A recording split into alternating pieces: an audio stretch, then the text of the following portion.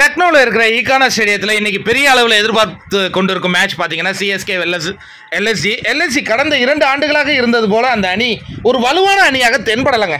என்னமோ தெரில, அது அந்த முதல்ல எல்எஸ்டி ஆடிச்சுன்னா அது ஒரு ஆர்வமாக நம்ம பார்ப்போம். இப்போ என்னமோ தெரியல, அந்த அணியில் ஒரு குறைபாடு இருக்குது.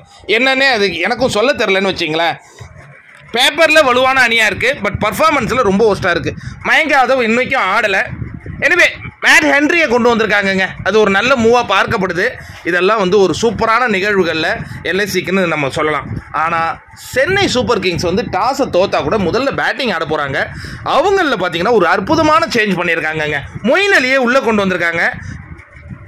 மிச்சல் அவர் தான் சிறப்பாகவே விளையாடுறது இல்லைல்ல. மொயின் அலி நல்ல பந்தும் வீசுவார், பேட்டிங்கும் ஆடுவார். இக்கட்டான சூழலில் அவரை அந்த சேஞ்ச் பண்ணியிருக்காங்க. இது ஒரு வெல்கம் சேஞ்சாக பார்க்கப்படுகிறது ரசிகர்கள் மத்தியிலிருந்து.